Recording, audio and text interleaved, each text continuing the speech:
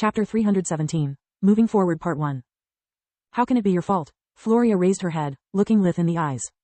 You warned us multiple times. You wanted us to stay away from the academy. How can it be your fault? Lith took her face between his hands, caressing her cheeks with his thumbs.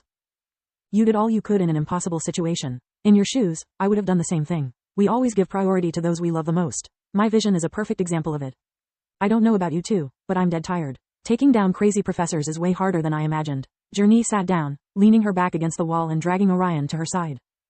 She was happy the kids were having a moment, but she couldn't allow them to keep beating themselves up. They were clearly exhausted, both mentally and physically. Floria has too much on her plate already. Uriel's death, killing humans for the first time, spectating all the horrors humans inflict on their own kind. If she doesn't rest a bit, when the nervous breakdown hits her it could be fatal. Journey knew her daughter well. It wasn't a matter of if, the only variable was when.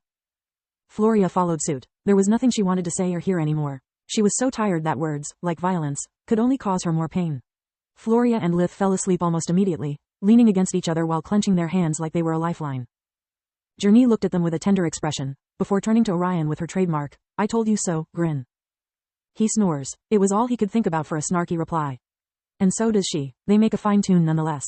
Journey rebuked. Look, I'm too tired to play this game. Orion sighed. Why don't we follow their lead and get a little shut-eye? Because we are the adults and because we don't know if Nalir had associates or a backup plan.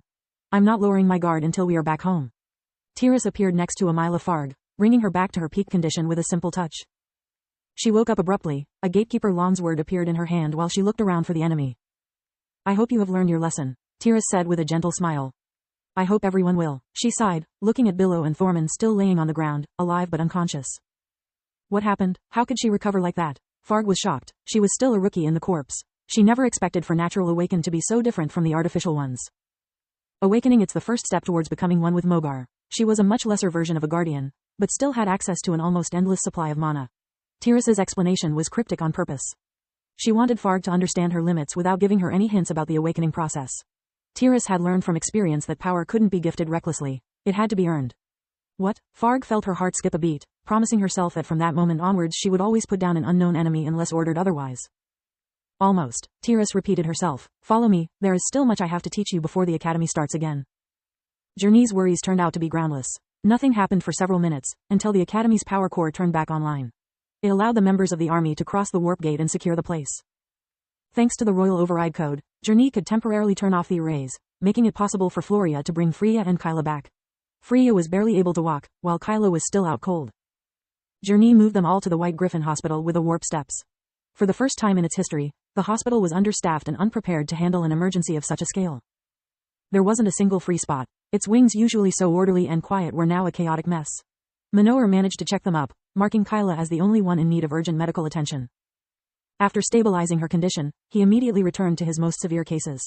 Journey had let them sleep until the whole academy was safe again, so Lith had regained a part of his strength. My body is still battered. Even with invigoration, I can barely access to 60% of my full power. It's still much better than when I saved Protector. Uriel's body is inside a dimensional amulet, so there isn't much hope. If there is even a ghost of a chance, I must give it a try. I wish I knew how to contact Scarlet. Lith sighed. The Lord of the Forest had saved him and Protector in the past. Her expertise with true magic was unparalleled. Freya took out Uriel's corpse from her dimensional amulet, laying it on a bed. Lith used invigoration together with all the diagnostic spells he knew. Nothing worked. There was no life force, no mana core, nothing he could rejuvenate. He's really dead. Lith shook his head. He covered Uriel's corpse with a sheet, hiding the gaping wound that lesser healing magic had failed to treat. The surviving members of the group hugged each other, sharing their pain. All hope was lost. The only thing left to do for them was grieving. The following days were hectic, at least for the royals and the staff of the White Griffin Academy.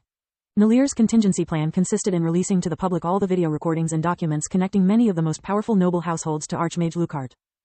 They revealed their plans for the Civil War, proving the involvement of many influential nobles in funding Hatorn's work and providing her the necessary materials to realize the improved slave items. Everything had to be double-checked, since the source of the evidence was still a traitorous mass murder. The detailed financial records and shipments tracking documents made it easy for the royal constables to verify the information.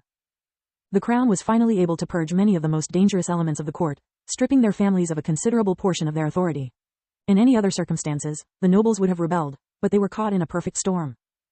The crown suppressed their finances, the army and the Mage Association ostracized their members, while commoners and the new magical bloodlines were just expecting the nobles to give them an excuse to burn them at the stakes. Too many had died in a single day. The blame fell on them like the axe of the executioner, crippling the noble households. 1/4 of the White Griffin students and professors were dead or mentally scarred to the point of being barely functional. Most of the survivors among the slave items bearers were quarantined, waiting to be interrogated. Nalir made me do it, was too cheap an excuse. The documents proved that while some were truly victims, others were just perpetrators caught in their own scheme. Professor Duke Marth was promoted to the role of new headmaster. He was perfect for the role. Not too young nor too old, well-liked, brilliant in his field and also a forge master.